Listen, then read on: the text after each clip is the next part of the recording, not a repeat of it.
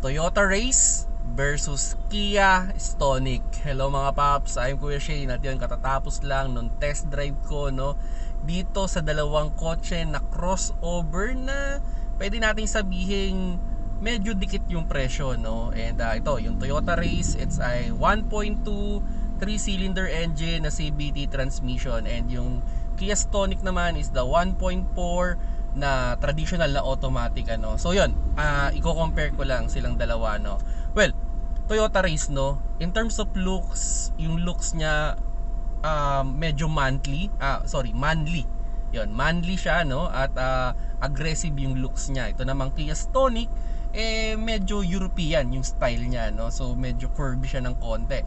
So now, in terms of performance, yan, siguro ito naman yung talagang inaabangan ng iba kumusta yung driving experience with this two car Okay.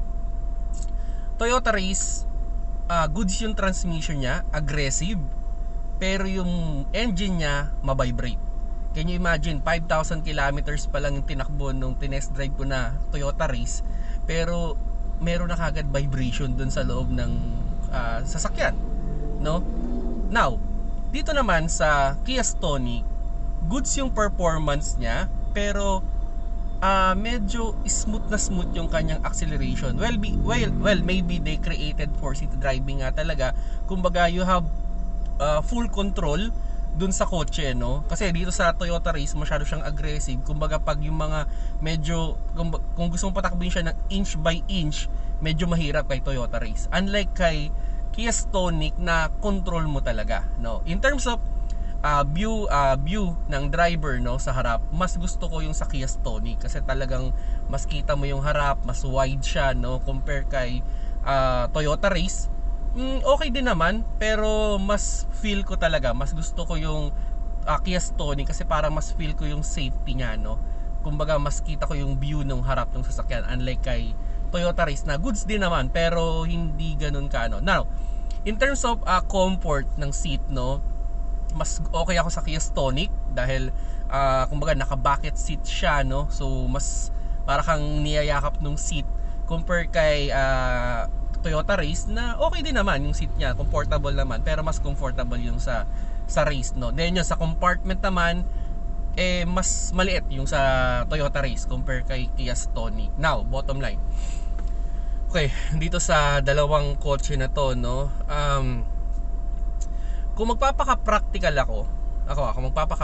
ako, I will go for Toyota Race. Syempre, mas mura si Toyota Race ng konting-konti lang naman.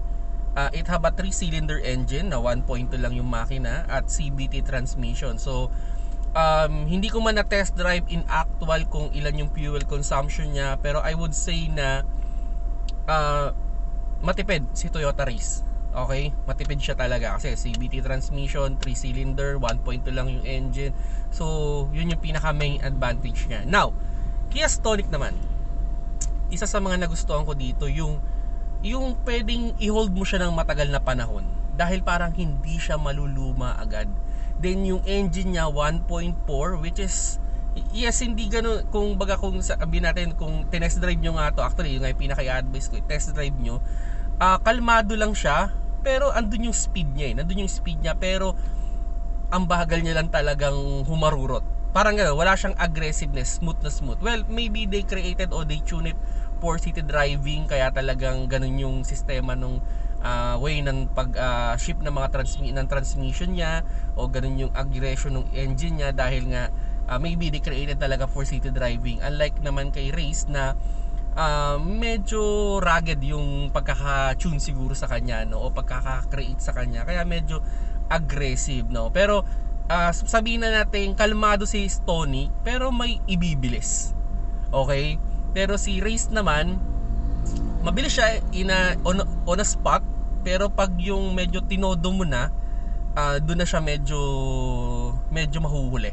Okay, so kumbaga iba talaga yung power din talaga nung 4-cylinder na Kia Stonic and sa ngayon naman yan na talaga yung mga hinahanap ng mga buyer dahil nga especially sa Metro Manila, pag tumataon ng mga rainy day, bumabaha, so hinahanap nila yung magandang ground clearance and they have both good ground clearance pero yun nga, kung i-hold ng matagal, I will go for Kia Stonic.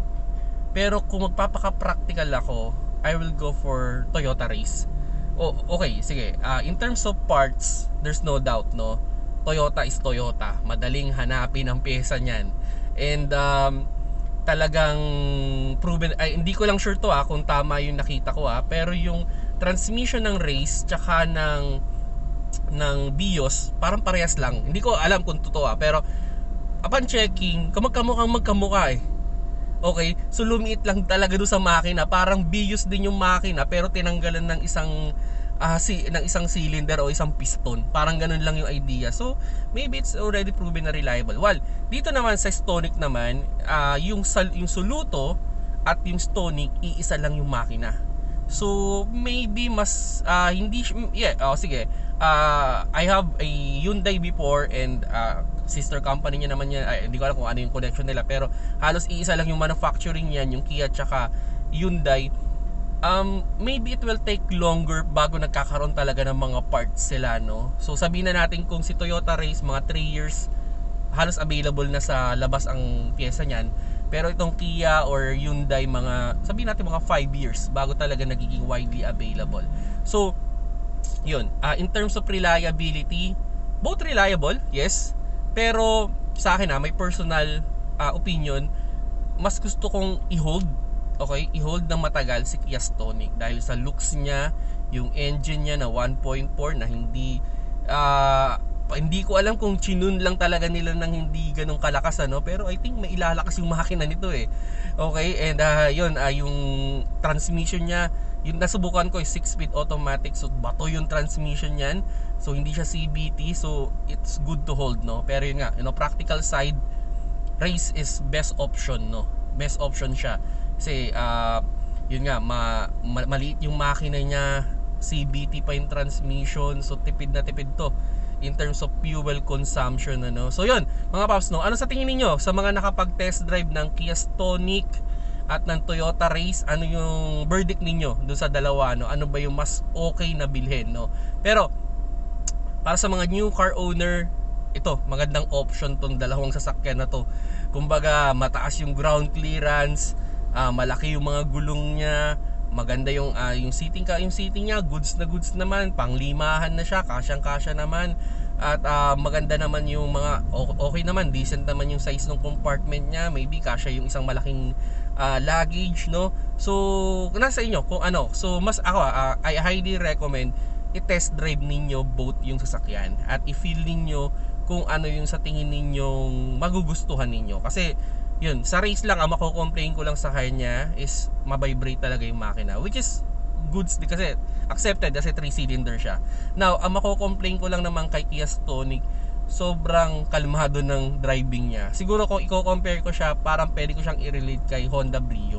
Parang ganun yung niya. So hindi ko sure kasi wala siyang sports mode, wala rin siyang yung nakita ko walang sports mode and wala rin siyang paddle shifter. So baka sa overtake baka mabitin kayo sa Stonic, pero hindi ko sinubukan kasi yung talagang yung overtake, pero may bilis pero yung initial na bilis niya yung napakakalma ng acceleration. So yung mga paps, no, kung nagustuhan nyo yung video, paki-like at kung may comment kayo or reaction, just comment down below. Salamat sa panonood, keep safe mga paps.